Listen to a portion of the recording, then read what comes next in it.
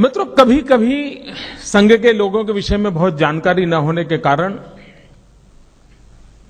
उनकी जीवन की जो ऊंचाइयां हैं उसको समझ पाना बहुत मुश्किल होता है, और कभी कभी तो एक आध बार जानने के बाद भी रजिस्टर नहीं होती है। मुझे स्मरण है, परम पूज्य डॉक्टर हेडगेवार जी की जन्म शताब्दी का समारोह हो रहा था।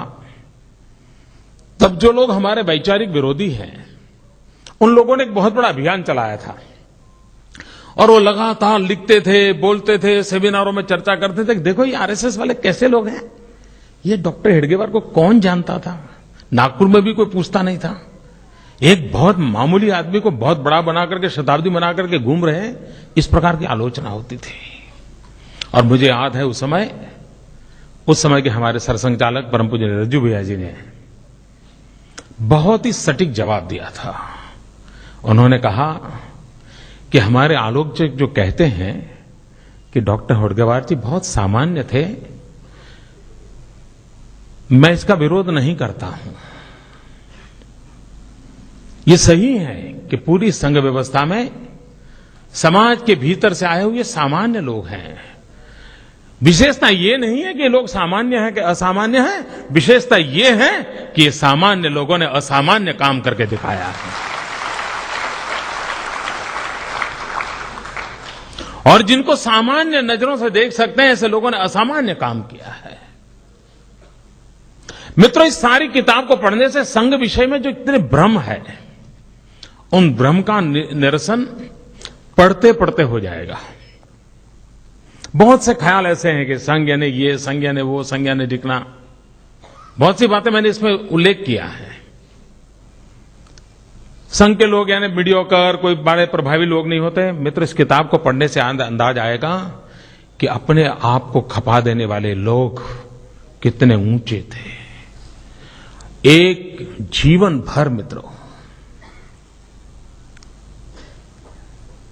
यानी एक जीवन, एक लक्ष्य आमतौर पर मुश्किल होता है। मित्रों, जयप्रकाश नारायण का राष्ट्रीय स्वयंसेवक संघ के साथ संबंध आया तो संघ की बैठकों में एक परंपरा रहती है, जब परिचय करते हैं तो वो अपना संघायु बताता है कि मेरा संघायु 30 साल, मेरा संघायु 25 साल, मेरा संघायु 20 साल।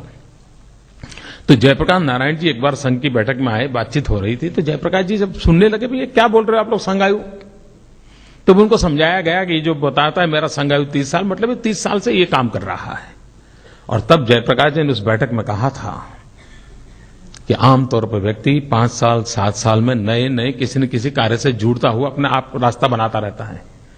ये बहुत बड़े आनंद का विषय है कि एक ही विचार, एक ही कार्य, एक ही कार्य पद्धति के लिए 30-30 साल तक, 40-40 साल तक लोग खपे रहते हैं। ये अपने आप में एक बहुत बड़ी बात है। मित्रों, यहां जितने जीवन है, और मेरा सौभाग्य रहा है कि परम पूज्य डॉक्टर हेडगेवार जी को छोड़ करके जितने यहां चेहरे आप देख रहे हैं, इन सब की उंगली पकड़ करके चलने का मुझे सौभाग्य मिला है। यहां पर 2 पीढ़ी हैं।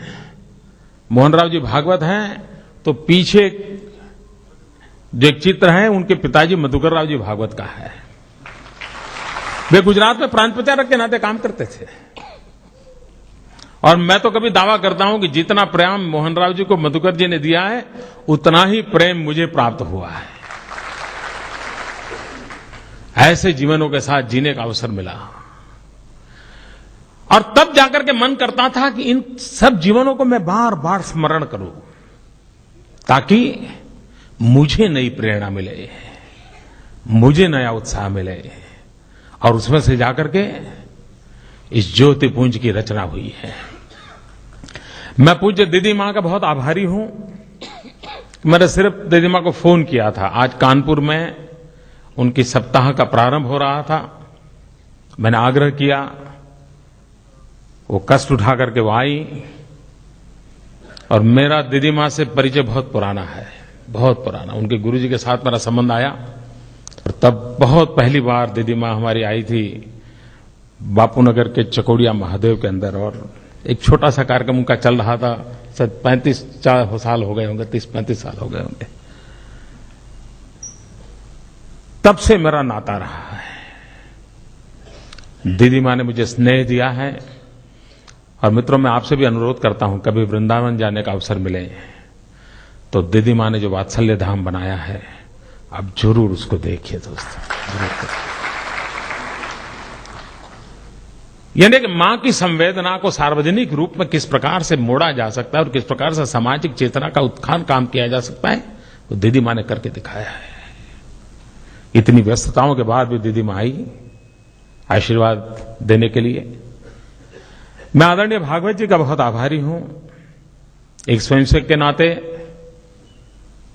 हम लोगों के जीवन में ये बड़े गौरव की बात होती है कि जब हमारे कोई अधिकारी, हमारे संघ व्यवस्था के जो मुखिया हमें आशीर्वाद देते हैं तो यूं ही हमारा सीना फूल जाता है, यूं ही मन जाता है।